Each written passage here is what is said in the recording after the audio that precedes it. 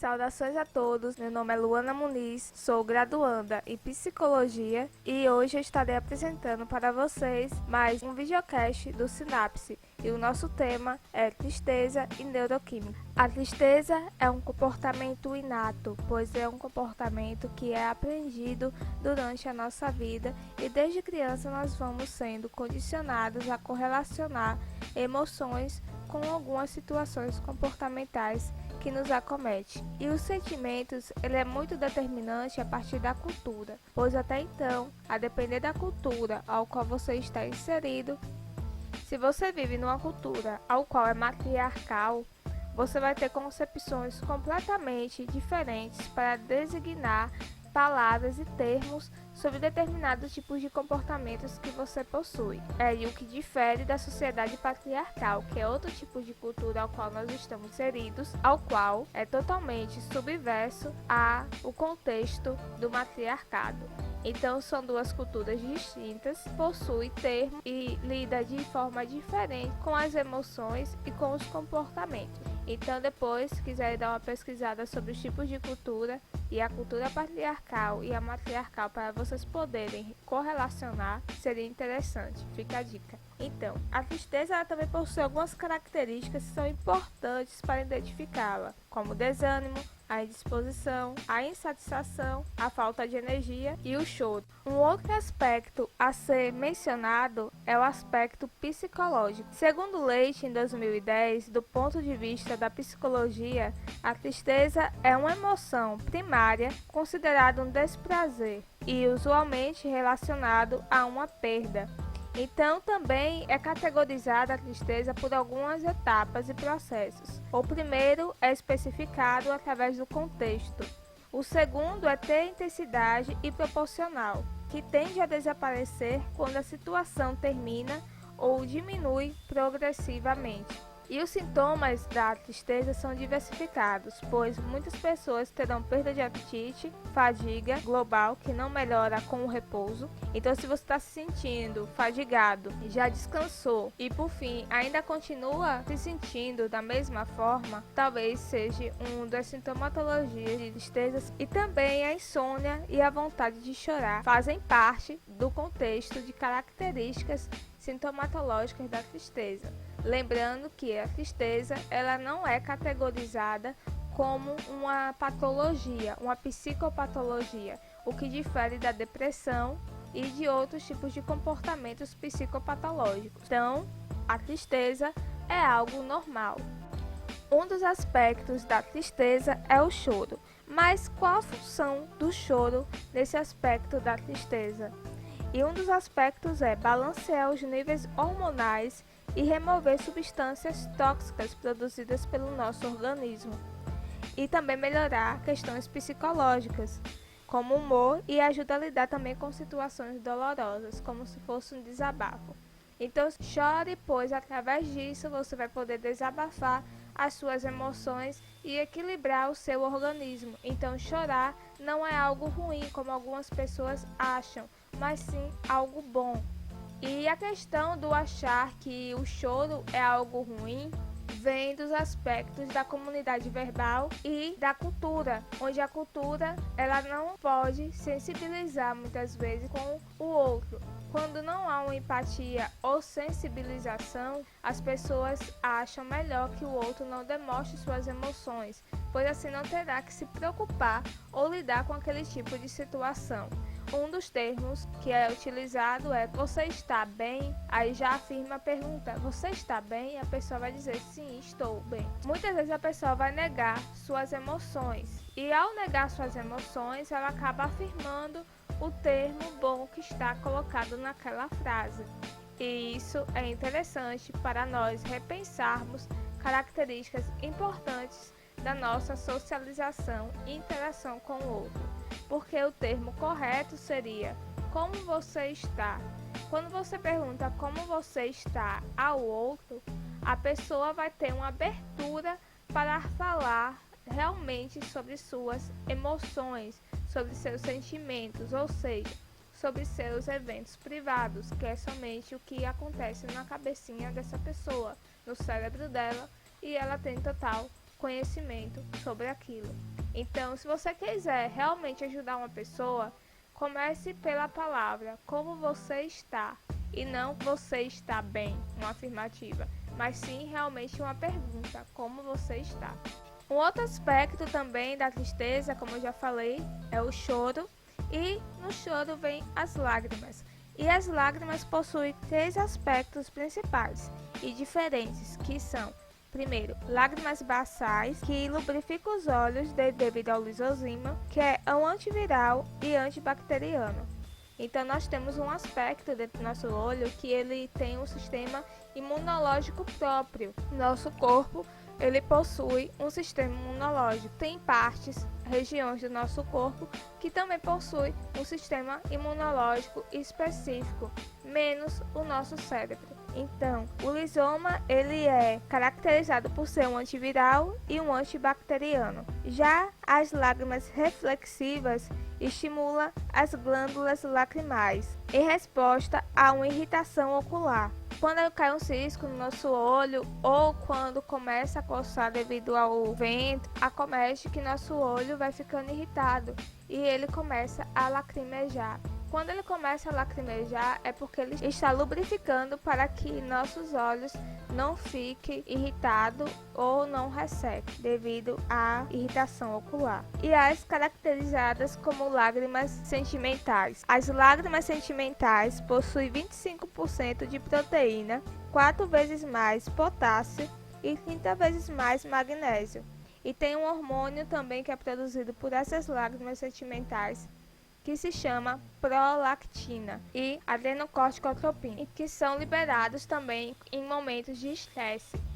Então, todos os aspectos que eu falei nesse momento sobre a tristeza e suas características e as funções lacrimais fazem parte de um contexto que vem antes, de um estímulo que vem antes para que todo esse processo aconteça, que é o estímulo ambiental. A interação com o ambiente, que vem a interação com indivíduos ou contextos ambientais que promove estímulos aversivos em nós, acaba acarretando um desequilíbrio no eixo, porque até então a amígdala ela é responsável pelas nossas reações emocionais e a amígdala fica localizada em nosso cérebro, nessa região ao qual eu estou mostrando a vocês na imagem. E ela é responsável pelas nossas reações emocionais e também pela liberação, em conjunto com a hipófise, que é a glândula pineal, a liberar substâncias como a serotonina, que é uma substância muito importante, ao qual vou estar falando mais à frente. Então, voltando para a amígdala. A amígdala ela reage através das nossas interações com o ambiente, ou seja, nossas interações, nossos diálogos com outras pessoas.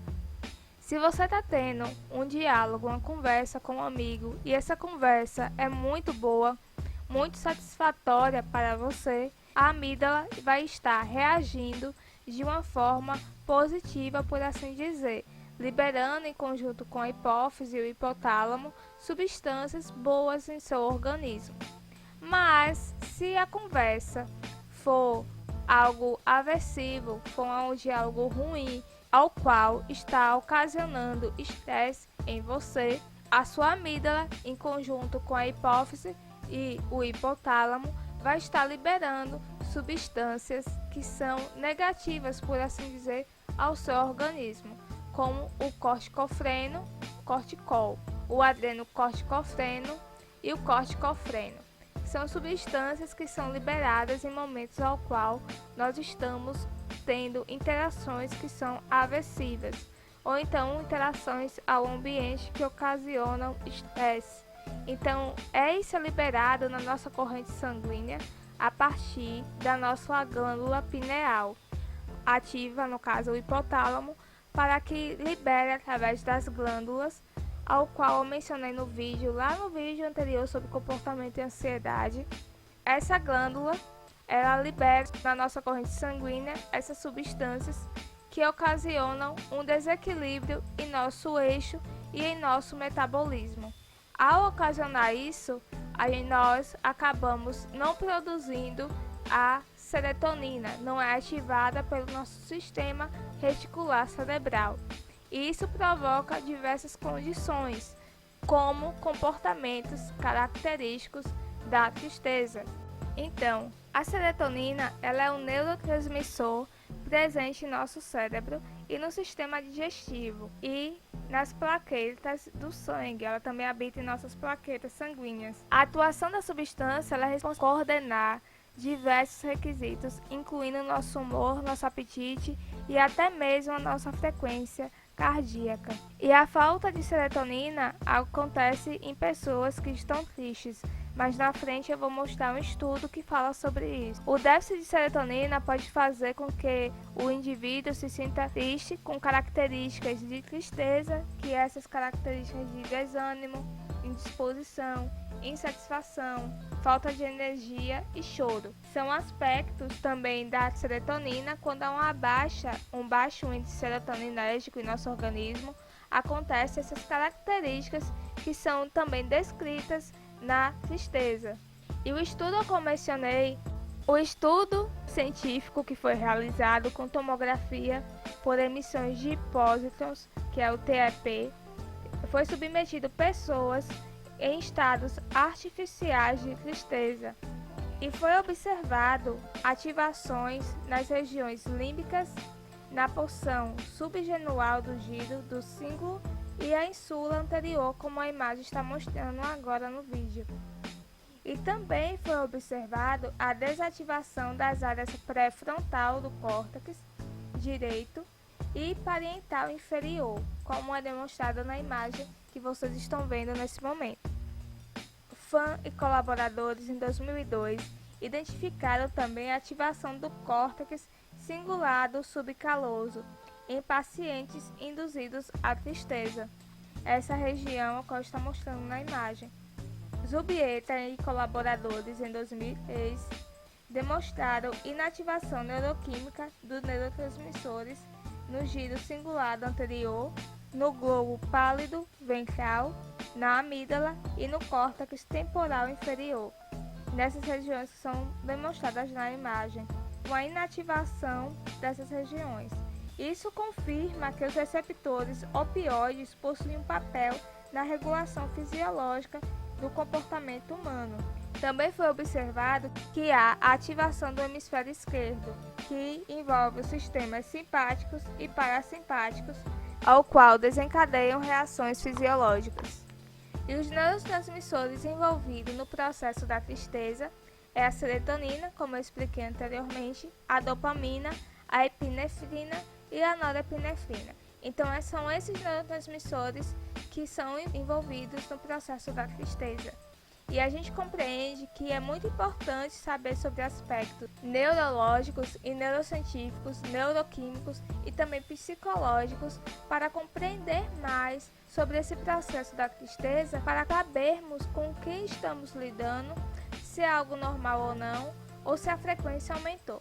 Porque veja bem, se você está triste, é um comportamento normal do ser humano, é um comportamento que é aprendido, mas que é normal para caracterizar ou descrever determinadas reações a algum contexto ao qual você esteja passando, seja de perda, como atualmente tem muitas pessoas tristes devido à pandemia por perdas de entes queridos, ou pessoas que são empáticas com outros indivíduos e se sensibilizam com a perda, e isso ocasiona tristeza também, mas nós podemos compreender também que a tristeza, quando passa da frequência da tristeza, como eu falei anteriormente, tem um processo de etapa, ao qual eu citei para vocês, e esse processo de etapa ele possui uma frequência. Se a frequência ultrapassa, se a tristeza não passa, se o indivíduo está entrando em melancolia e depois adentra um processo que já está pairando a depressão, por assim dizer, o indivíduo tem que procurar uma ajuda psicológica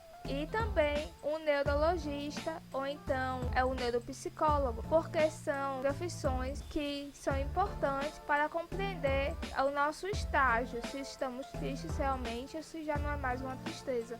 Então fica a nossa dica para vocês. Eu espero que tenham gostado desse vídeo. Muito obrigada por ter ficado comigo até esse final. E se inscreve no nosso canal no YouTube, curta nossa página aqui, segue a gente no Instagram. Curta esse vídeo, se puder, compartilha, nós agradecemos muito. Se tiver alguma dúvida, ou se eu não falei algo importante, ou se eu errei algo, falar comigo pelo direct, que eu vou estar corrigindo no próximo vídeo. Então, muito obrigado, tchau!